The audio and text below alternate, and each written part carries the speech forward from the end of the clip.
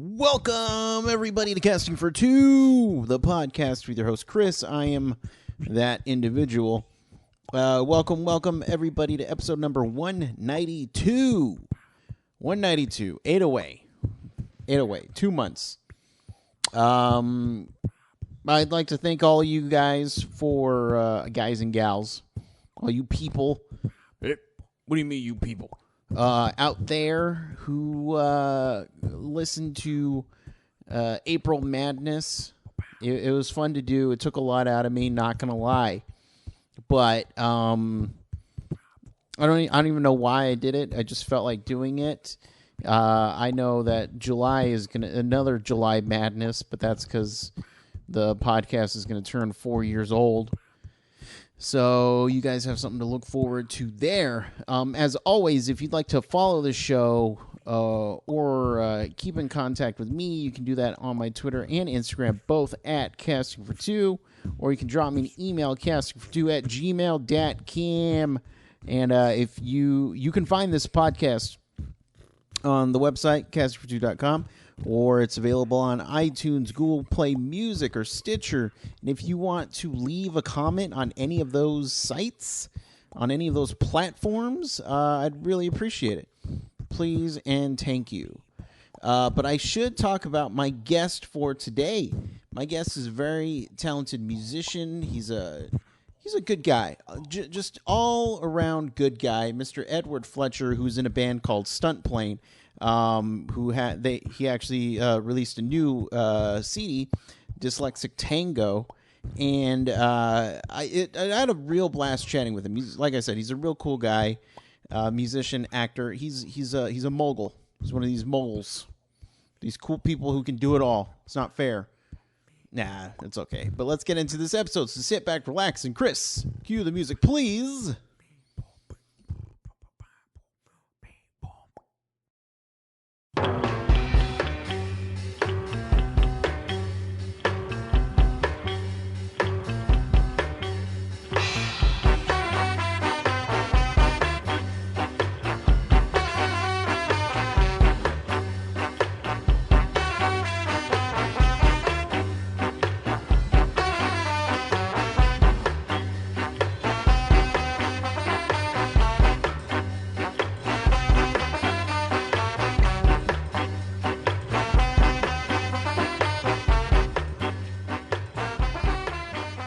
Hey, man, I've just spent the last 15, I thought my Skype was working. I have a new computer, and I've just gone through like 20 iterations of trying to make my Skype work. Ah, jeez. But I think I just found you. Oh, okay. On Skype. But did you want to talk through Skype or do the phone? I am so happy to do the phone because Okay. let me tell you, the Skype was not treating me well. Well, you know what? I want to make it easy for you, so we'll just chat through the phone then. I appreciate that. Of course, no problem. Skype was treating me badly.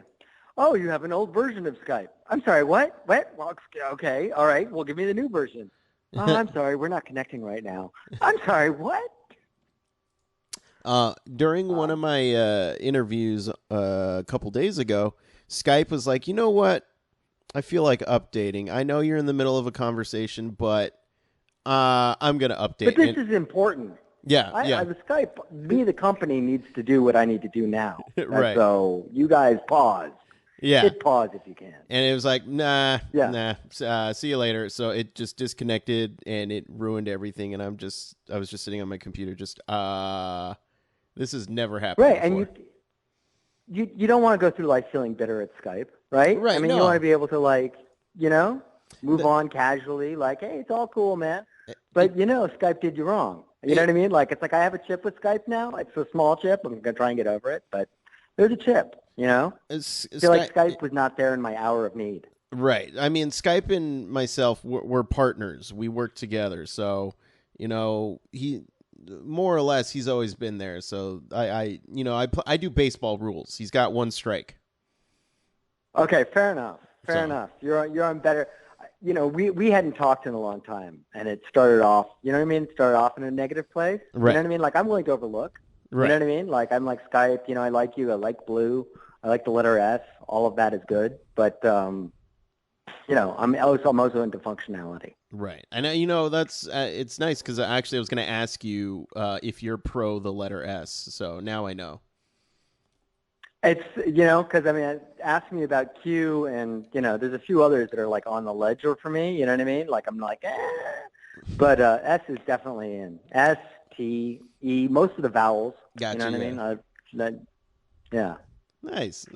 So how are you? I'm doing well. This is Casting for Two, where we can talk about anything we want, really. One of the things, though, I like to find out about individuals like yourself. Yeah, you're I love talking with people who do multiple things. You act, you do music. Which one of those things first came into your life? Well, actually, artwork first came into my life. Okay, when I was about 14 years old, I had an art show at Harvard when I was a kid, and I've always been sort of theatrical and musical. But I grew up in a household with I was an only child with sort of two brainiac parents who were. My father spoke 15 languages and was a Harvard professor, and my mom speaks some ridiculous number, and they know the histories of every place on the planet, and we had visiting professors coming from all around the world. So I lived in Egypt and so forth when I was a kid for a year, and so I got to see a lot of different things and meet a lot of different characters, and so I've always been a bit theatrical and always was sort of pulled in by music. But I would say, music came first probably, and then the acting. But, I've always been a little bit of a goof, and I've always been kind of there trying to entertain everybody in the room. So I think I kind of started off with the showman routine started right from the beginning. And what was it about? Wasn't formal. Right. And what was it about music that hooked you? Well, I had the 4 albums that everybody was supposed to have, like the first album, which is like the Beatles, and I think it's a Billy Joel album in there, and I've forgotten who else, but like Bob Dylan, But then I heard David Bowie in my cousin's bedroom. I had an older cousin who was much cooler than I was, and the radio was playing, and I heard the tail end of Suffragette City, and my mind was like blown. It was just like that, like switch that just going on, and you're like, what is that? Whatever that was exactly what I want to know. That's the thing. Whatever that, something's happening there. And then short time later, I heard Modern Love, and I was like, what is that? That is what I love. And then I found out it was the same person, and it was like, mind blown, And then, and then I was just, buying albums. And then, unfortunately, my father got sick and with cancer and so forth. And I used to hide in those, Bowie albums and just like listen to them over and over again. And then I was the kid back when there were record shops who was always finding out what the new thing was in the record shop and kind of, building my musical knowledge through sort of whispers of people who worked in record shops and musicians and stuff like that around Boston who, would be like, oh, have you heard this? And, I'd sneak it home and sit around the table and be like, but it was Bowie. It was Bowie that started it. And then, I started off Bowie, Muddy Waters, and Hendrix would be kind of like the base of my tree. Okay. And then from there, grew up, and, I worked in a guitar shop as a kid that was like a total sort of hipster joint in Boston that was sort of like all the local musicians used to go there, and all the cool people who were sort of touring would go there. And I learned everything about, the guitar and sort of electric guitar and the history of electric guitar and the people who played all the instruments from all the people who came in, to the shop. And kind of, built my thing around that, sort of, around guitar players and, a few singer-songwriter types. Mm-hmm. But got into more sophisticated kind of music and, explored those. I was really into a guy named David Sylvian and a band called Talk Talk that were very, like, moody and, like, kind of pushing the boundaries out of pop music into not jazz, but like more dense music, harmonically and rhythmically and all that sort of stuff. And that all became really exciting for me. Nice. Yeah. I wish I could play guitar. I really do. But you know what? It's not. You can always start. You can always start. I mean, it doesn't matter how old today. You could just go out. They make good cheap guitars these days. So, you start with 4 chords. I mean, how many great bands did songs with just 4 chords? I mean, this time next week, I'm telling you, you could be maybe not a great guitar player, but you could be a guitar player. It could happen for you. Don't put that up on the shelf. Don't put that up on the shelf. You still have that option. I still do. Maybe when I retire, I'll get it. I'll need more hobbies. But I grew up playing tuba in 3, 4 valves. Excellent. 3, 4 valves. That's all I needed. And then I'd look at the woodwinds. Well, let me tell you, like, there is always room for a tuba player. Like, if there's ever a bands are always like, we're needing a tuba player. I see it all over the place. People are always looking for tuba. Pop tuba is R&B tuba, way big these days. There you go. I'll just go to random clubs and be like, anybody need a tuba? They'll say no. Like, well, now you got one. That's right. I'm getting up on stage anyway, so you better make room. Yeah. Move on. Yeah, I'll just chill. Diving into marching bands, I don't know. I know we don't have the outfit, but I know how this tune goes. So. There you go. So when did you start, writing your own music? I started before I could even play. I'd have ideas like that were, odd rhythms and stuff like that came kind of naturally to me, and I really heard them. Mm-hmm. And so I kind of like came up with ideas that I then had to learn how to play. In order to express the idea, I had to learn how to play better than I was playing. So I kind of like grew into the ideas that I was developing over a long period of time. Mm-hmm. And actually, some of the StuntPlane ideas have gone back a long time for me because they're very unique rhythmic ideas and very unique sort of harmonic ideas that I really heard and nobody else really cared about. So I was the champion of these. I needed to make them happen. So they were developed and refined and refined and developed and refined. And like I said, I had to learn how to play in order to execute the things that I was thinking because they were things that usually, much better players were playing, mm-hmm. people like Robert Fripp and that sort of person who were really top of their game. I had to up my game to get there. Yeah. And so when does acting come into the mix?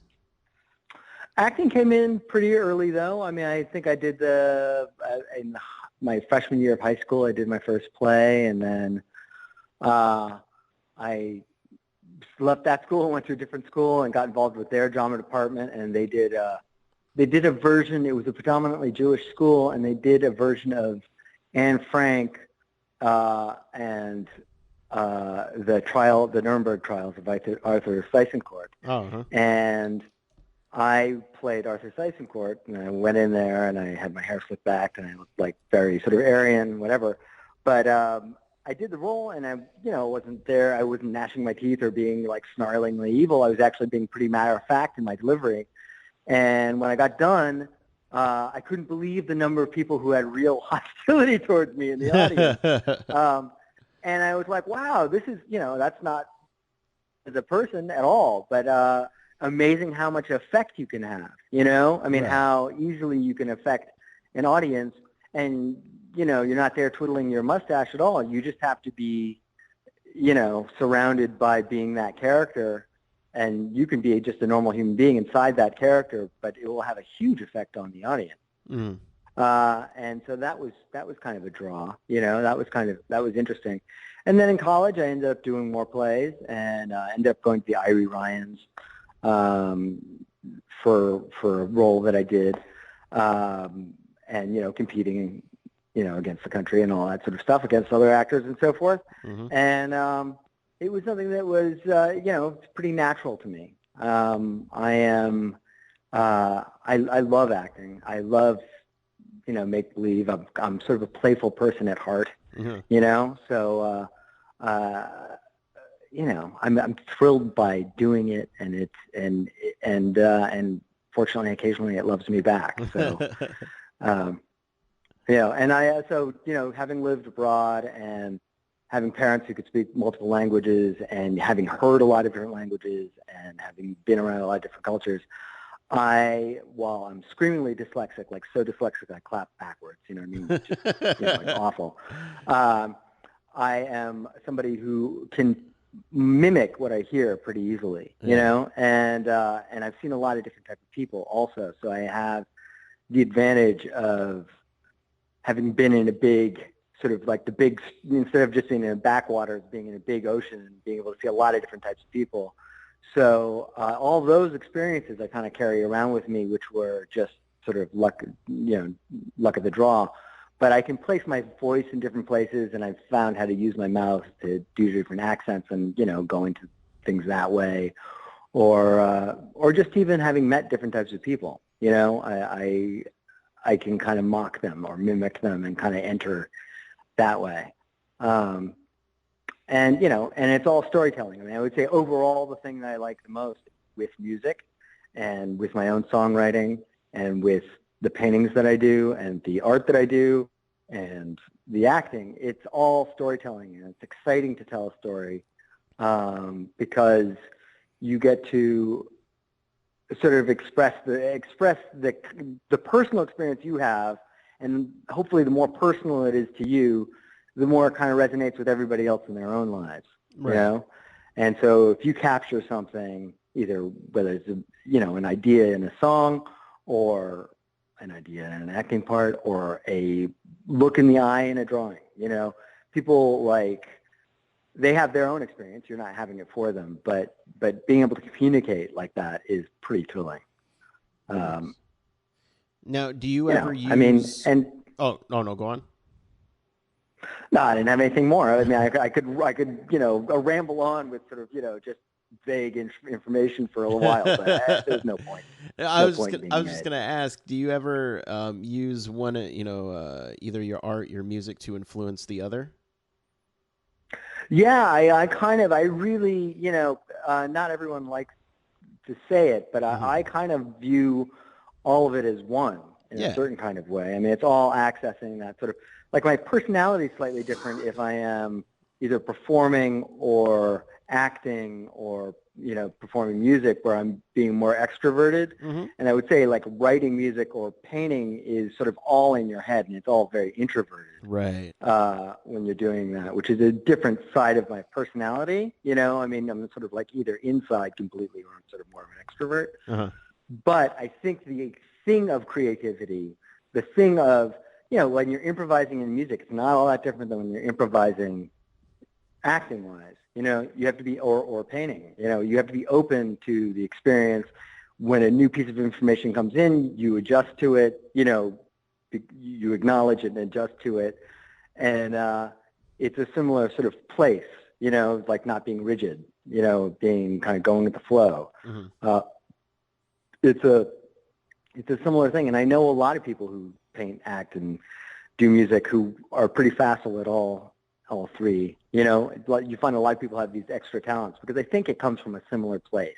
Right. I mean, obviously there's distinctions, but I think it's a similar thing. I think there's a lot of music in acting, and I think that there's a lot of theater in music, Mm-hmm. and I think that they are similar, and even one will illuminate the other, because if you think about it, if you get stuck in kind of a rut and you think about something from a different angle, sometimes things just open up, and all of a sudden you're like, yeah, there it is, instead of like, oh, I have to think about it through this aperture, this small aperture, and that's stressful in some way. If you have a bigger view of things and a bigger way of coming at things from different angles, I just think that they cross-pollinate and they enrich each other, and I do think they're very similar and complementary.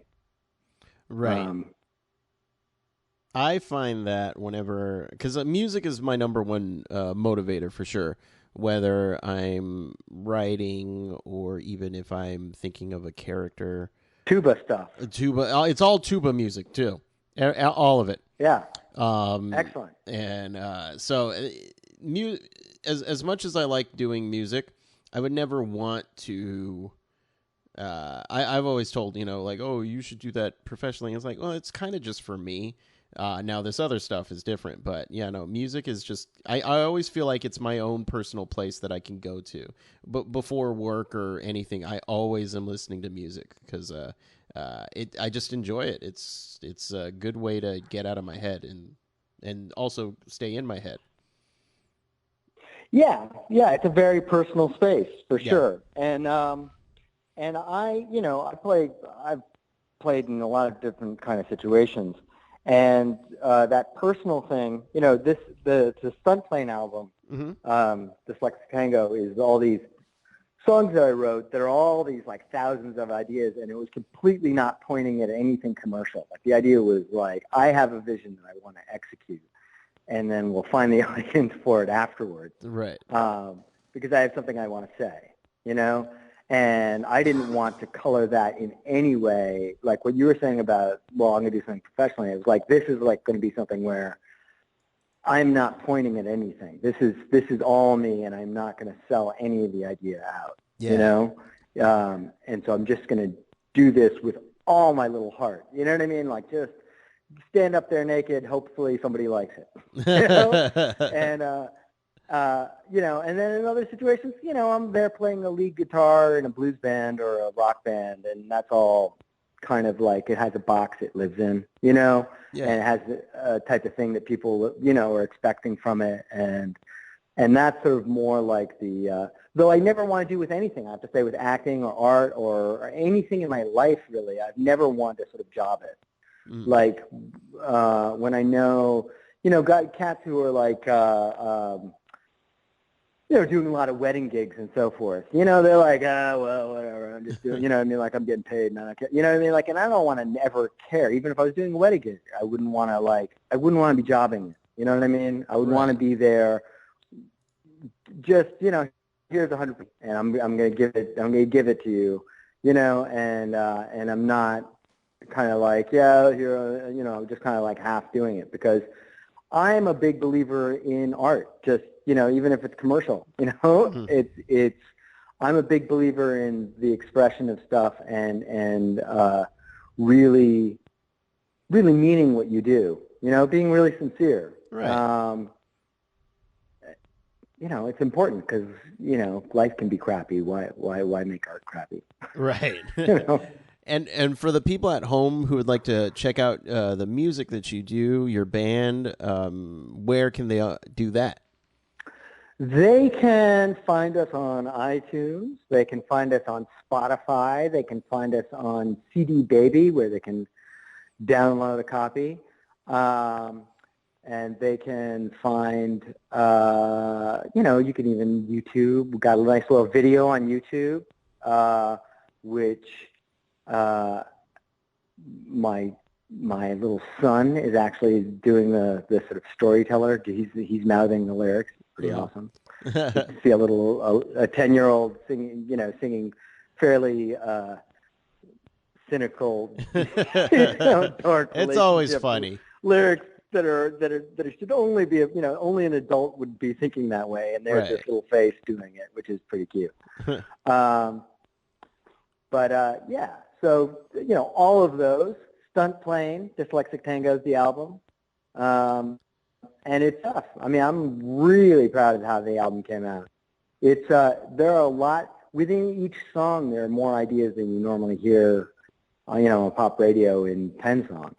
There's a lot going on in there, and it's really, it's really sincere, sort of heartfelt stuff. I mean, it was done with a tremendous amount of passion by everybody who worked on the project. It was really, everybody lifted up with their shoulders and did their best. And like I say, I mean, the whole album itself actually even sort of moves as one piece. Mm-hmm. Each song into the other song. Yeah. Like it has a lot of key changes that change from song to song into a new key. Where you're moving the tonality of the whole album, and then it comes back finally to a sort of resting place. Mm-hmm.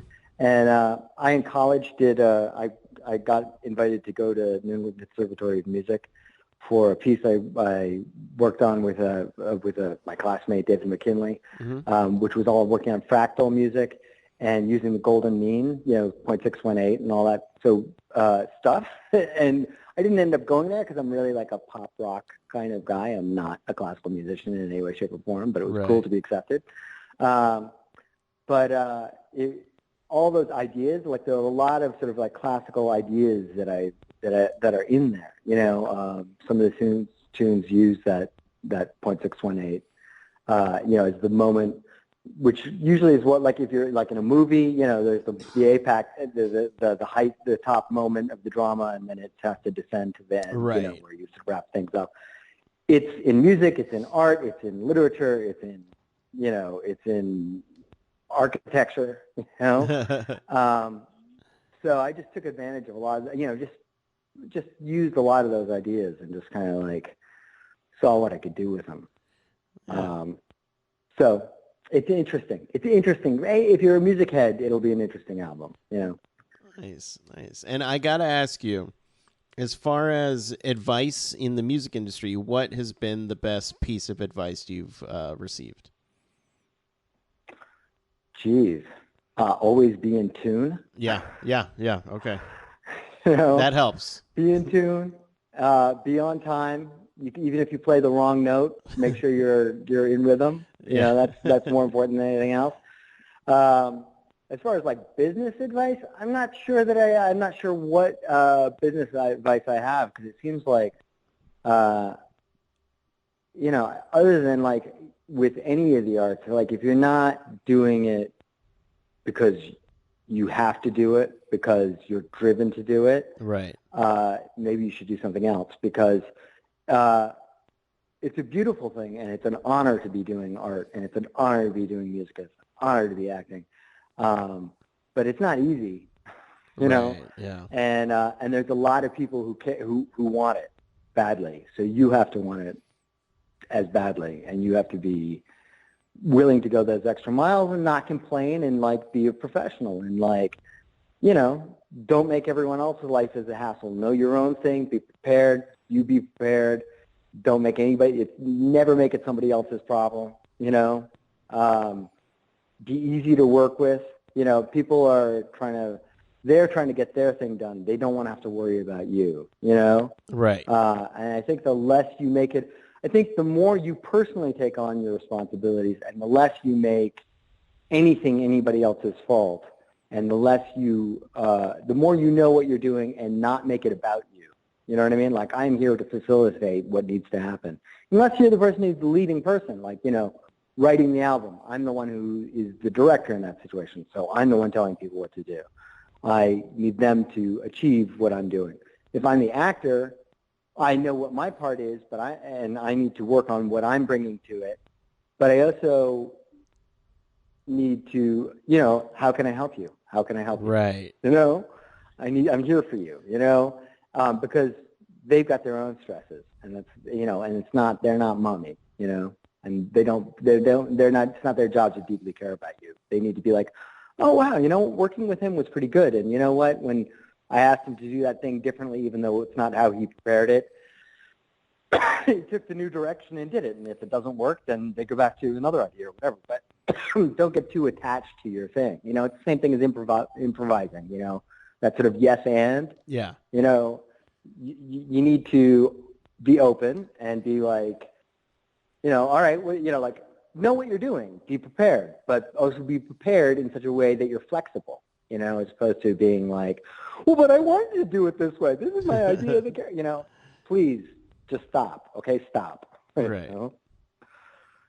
There you go. We told you jump. Just jump. Okay, 1, 2, 3, jump. Right. Oh, okay.